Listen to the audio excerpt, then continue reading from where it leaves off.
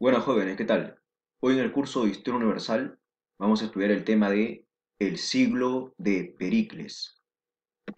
Los objetivos de esta clase son que al final de ella ustedes puedan explicar la importancia de la democracia ateniense para el mundo moderno.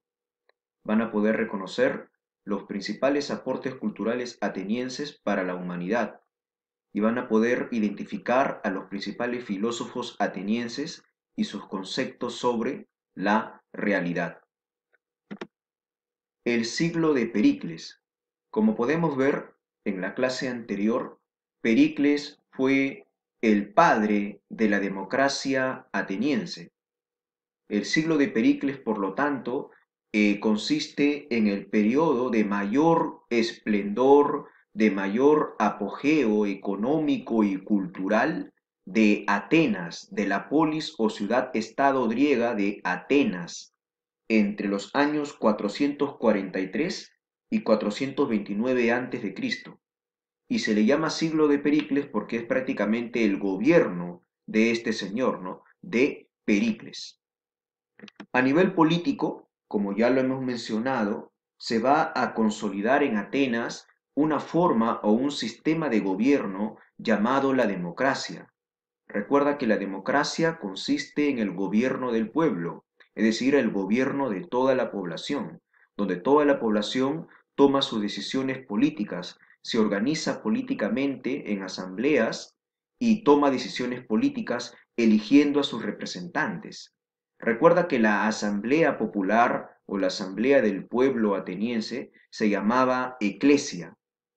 También, por ejemplo, en este sistema de gobierno de la democracia ateniense hay un acceso del pueblo a cargos públicos. Hay también una remuneración, es decir, un pago, un salario a los cargos políticos, a los cargos públicos.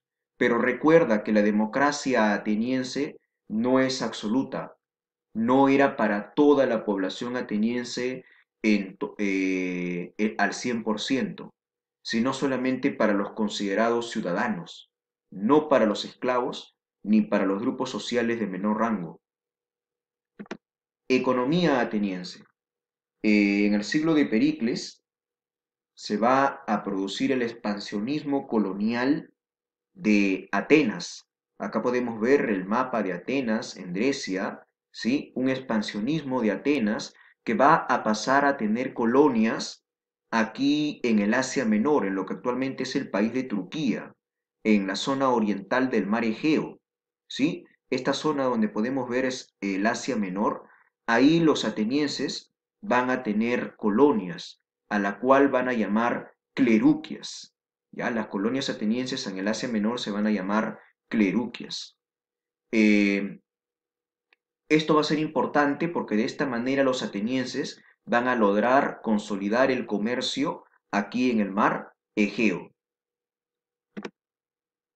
Ahora vamos a hablar de la filosofía ateniense y vamos a hablar de tres filósofos clásicos griegos: Sócrates, Platón y Aristóteles. Recuerda, Sócrates, maestro de Platón. Platón fue alumno, discípulo de Sócrates. Platón fue maestro de Aristóteles y Aristóteles, por lo tanto, fue discípulo de Platón. Hay una secuencia ahí, ¿verdad? Sócrates, lamentablemente, no se conoce en la actualidad ninguna obra escrita por él. Lo que se conoce de él ha quedado de manera oral, ¿sí? Ha quedado de manera oral, no ha quedado escrito en un documento.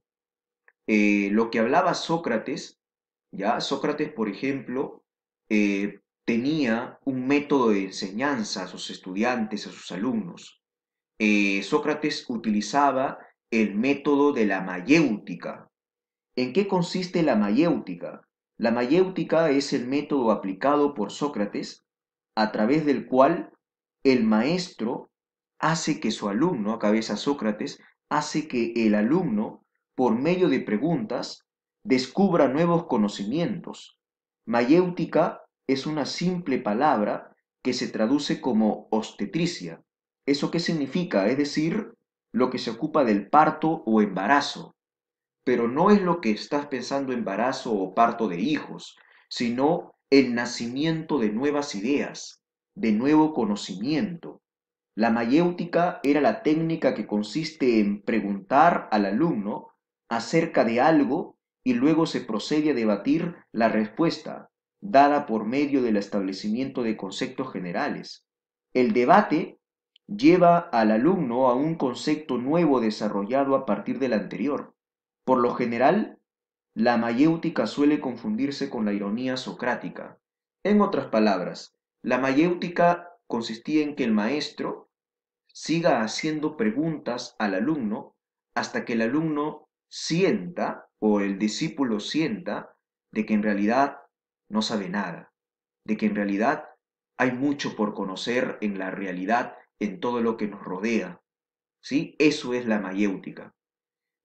Por ello es que la filosofía de Sócrates tiene una famosa frase: solo sé que nada sé. Lo vuelvo a repetir: solo sé que nada sé. ¿En qué consiste eso?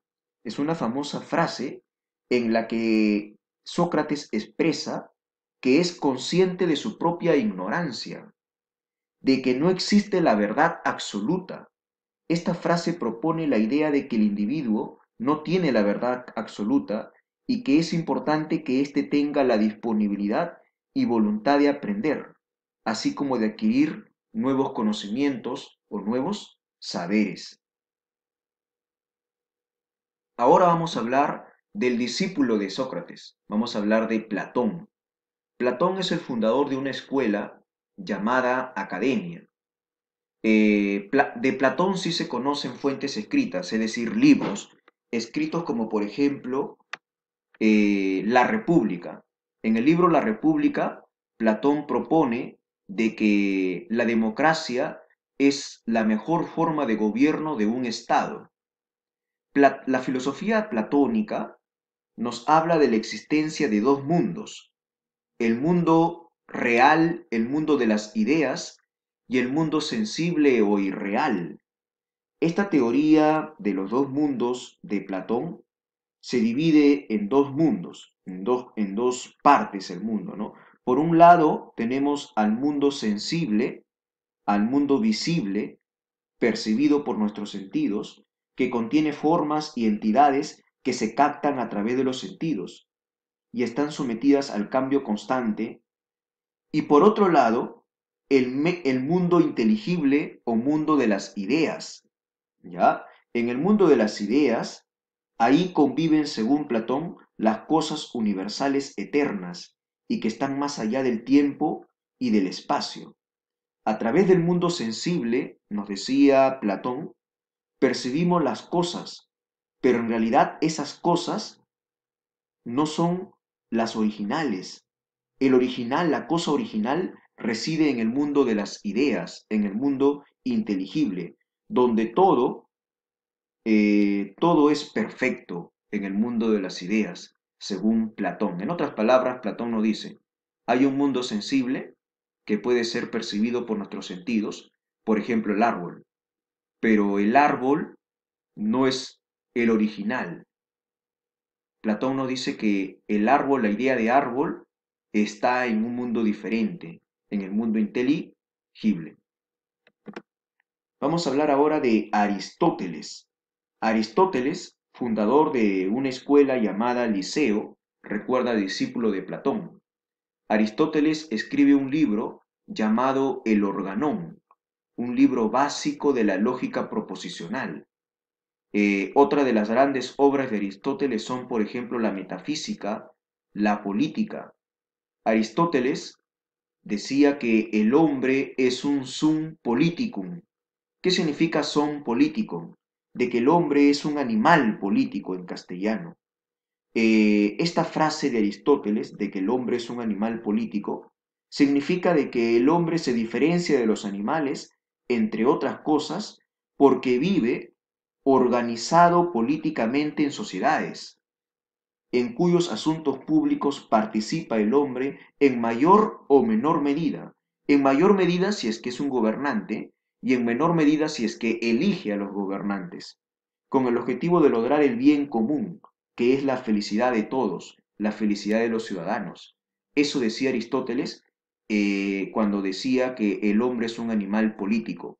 Recuerda, ¿qué significa esto? De que el hombre vive organizado políticamente en sociedad, en un estado, y que se busca ahí el bien común. Esta afirmación, como tal, es clave en el pensamiento de Aristóteles.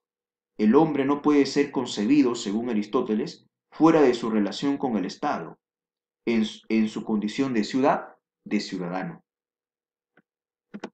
Ahora vamos a hablar de la historia griega, pero me refiero a la producción histórica. Por ejemplo, en Atenas encontramos a Herodoto. ¿Quién es Herodoto? El padre de la historia, el que escribe el libro, los 9 libros de historia, donde narra las guerras médicas, las guerras entre los griegos y los persas. También tenemos a Tucídides, otro historiador griego. Él es el primero en buscar la causa de los hechos. Eso significa de que estaba rompiendo ya no solamente la historia, según Tucídides, era narrar los hechos o acontecimientos, sino también entender por qué se producen estos acontecimientos y cuáles son las consecuencias de estos. La gran obra de Tucídides es Historia de las guerras del Peloponeso, entre Atenas y Esparta. También tenemos a Jenofonte, otro historiador griego. Jenofonte se escribe una obra llamada Anabasis, en la que se relata la huida de 100.000 soldados griegos de Persia. También escribe la Ciropedia. La Ciropedia es la primera biografía de un personaje, ¿sí? En otras palabras, la primera biografía o la vida del rey persa Ciro. De ahí viene el nombre de Ciropedia. Escultura ateniense. Cuando estamos hablando de escultura, hablamos del arte de poder tallar, ¿verdad? De tallar diferentes adornos, diferentes cosas. La escultura ateniense se caracteriza por ser antropomorfa. ¿Qué significa eso? De que se busca realzar la belleza del cuerpo humano, el hombre. Acá vemos pues que la escultura ateniense se podía ahí manifestar esculturas de hombres. Y también es realista. ¿Por qué la escultura ateniense es realista? Porque se busca la proporcionalidad matemática de las diferentes partes del cuerpo humano, o sea, tal como es, en altura y en peso, ¿sí? En contextura. Se hace una escultura tal como es un ser humano, realista. Destaca en la escultura ateniense el artista Mirón, un escultor llamado Mirón, que, por ejemplo, su gran obra escultórica es esta, el discóbolo.